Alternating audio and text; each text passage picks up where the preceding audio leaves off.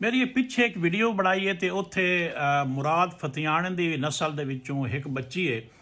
ਉਸਨੇ ਮੈਸੇਜ ਭੇਜਿਆ ਹੋਇਆ, ਮੈਂ ਅੱਜ ਵੇਖਿਆ ਕਿ ਪੁੱਛਦੀ ਹੈ ਕਿ ਰਾਹ ਅਹਿਮਦ ਖਾਨ ਦਾ ਪੂਰਾ ਤਾਰਫ ਕਰਵਾਓ। ਰਾਹ ਅਹਿਮਦ ਖਾਨ ਕੌਣ ਆ? ਪਹਿਲੀ ਤਾਂ ਗੱਲ ਹੈ ਕਿ ਜਿਹੜਾ ਫਤਿਆਣੇ ਦੇ ਨਸਲ ਦੇ ਵਿੱਚੋਂ ਹੈ ਉਹ ਰਾਹ ਅਹਿਮਦ ਖਾਨ ਨੂੰ ਜਾਣਨਾ ਚਾਹੀਦਾ। ਬਹਰਹਾਲ ਧੀ ਹੈ ਸਾਡੀ, ਤੇ ਮੈਂ ਉਸ ਦੇ ਵਾਸਤੇ ਅੱਜ ਇੱਕ ਵੀਡੀਓ ਬਣਾ ਰਿਹਾ ਕਿ ਰਾਹ ਅਹਿਮਦ ਖਾਨ ਖਰੜ ਜਾਮਰੇ ਦਾ ਸਰਦਾਰ ਹੈ। ਰਾਹ ਨੱਥੂ ਖਾਨ ਖਰੜ ਦੇ ਘਰ ਉਹ ਤਕਰੀਬਨ ਜਿਹੜਾ ਅਸੀਂ ਲਾਈਏ ਉਹ 1772 ਦੇ ਵਿੱਚ ਉਹਦੀ ਪੈਦਾਇਸ਼ ਦੀ ਸਿੱਧੀ ਹੈ। ਇਹ ਬਾਜੇ ਕੇ ਖਰੜ ਵੀ ਸਦੀਂਦੇ ਨੇ। ਹੁਣ ਇਹ ਘਰਾਨਾ ਜਿਹੜਾ ਇਹ ਜਗਦੇ ਕੇ ਖਰੜ ਵੀ ਸਦੀਂਦੇ ਨੇ।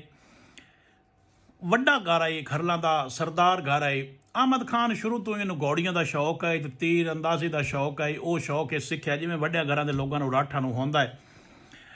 ਖਲੀਆਂ ਜੂਆਂ ਜਿਹੜੀਆਂ ਜੰਗਲੀ ਜੂਆਂ ਉਹਦਾ ਆਪ ਮਾਲਿਕ ਹੈ। ਸਾਡੇ ਜਿਹੜੇ ਵੱਡੇ ਘਰ ਹਨ ਜਿਤਨੇ ਵੀ ਰਾਵੀ ਤੇ ਜਾਂ ਚਨਾਹ ਦੇ, ਉਹਦੇ ਨਾਲ ਰਾਹ ਅਹਿਮਦ ਖਾਨ ਦਾ ਬੜਾ ਵੱਡਾ ਤਾਲੁਕ ਹੈ। ਔਰ ਇਹ ਹੀ ਵਜ੍ਹਾ ਹੈ ਕਿ ਉਹ ਵੱਡਾ ਘਰ ਹੈ। ਤੁਹਾਨੂੰ ਪਿੱਛੇ ਦੱਸਿਆ ਹੈ ਕਿ ਰਾਵੀ ਚਨਾਹ 'ਤੇ ਆ ਕੇ ਕਿਵੇਂ ਉਸ ਡੱਕਾਂ ਛੁਡਾਈਆਂ ਜਿੱਥੋਂ ਉਹ ਮਸ਼ਹੂਰ ਹੋਇਆ। ਤੈਨੂੰ ਡੱਕਾਂ ਯਾਦ ਕਰਾਉਂਦੀਆਂ ਰਾਹ ਨੱਥੂ ਦੇ ਅਹਿਮਦ ਖਾਨਾ।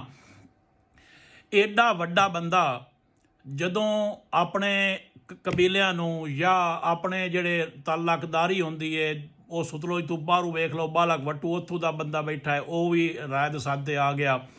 ਵਹਿਣੀਵਾਲ ਵੀ ਆ ਗਏ, ਭਦਰੂ ਵੀ ਆ ਗਏ, ਫਤਿਆਣੇ ਵੀ ਆ ਗਏ। ਸੋ ਇਹ ਸਾਰੇ ਘਰ ਤਾਂ ਉਸ ਦੀ ਆਵਾਜ਼ 'ਤੇ ਉਹਨਾਂ ਲੱਬੈਕ ਆਖਿਆ ਹੈ ਕਿਉਂਕਿ ਉਹਨਾਂ ਘਰਾਂ ਨਾਲ ਉਹਦਾ ਜ਼ਾਤੀ ਤਾਲੁਕ ਹੈ। ਐਡਾ ਸੌਖਾ ਨਹੀਂ ਹੁੰਦਾ ਕਿ ਕੋਈ ਸਾਧ ਮਾਰੇ ਤਾਂ ਸਾਰੀਆਂ ਕੌਮਾਂ ਦੇ ਨਾਲ ਰਲ ਜਾਵੇਂ। ਉਹਦਾ ਡੰਕਾ ਵੱਜਦਾ ਹੈ। ਉਹ ਪਤਾ ਹੀ ਲੋਕਾਂ ਨੂੰ ਕਿ ਅਗਰ ਇਹ ਗੱਲ ਰਾਏ ਅਹਿਮਦ ਖਾਨ ਕਰਦਾ ਪਿਆ ਨਾ ਤੇ ਉਹ ਪਿੱਛਾ ਨਾ ਹਟ ਸੀ। ਉਹ ਰਾਠ ਹੈ, ਰਾਠ ਪਿੱਛਾ ਨਹੀਂ ਹਟਦਾ। ਜਿਹੜੀ ਗੱਲ ਕਰੇ ਸਿਰ ਜਾਂਦਾ ਕਰਿੰਦਾ ਜਾਂਦਾ ਤਾਂ ਉਸ ਤੋਂ ਵਾਪਸ ਨਹੀਂ ਹੋ ਸਕਦਾ। ਸੋ ਇਹ ਮੇਰੀ ਧੀ ਨਿੱਕਾ ਜਿਹਾ ਤਾਰਫ ਹੈ ਰਾਏ ਅਹਿਮਦ ਖਾਨ ਦਾ। ਤੇ ਮਜ਼ੀਦ ਅਗਰ ਪੁੱਛਣਾ ਹੋਵੇ ਤਾਂ ਬੇਸ਼ੱਕ ਪਰਸਨਲ ਪੁੱਛ ਲਵੀਂ। ਬਹੁਤ ਸ਼ੁਕਰੀਆ।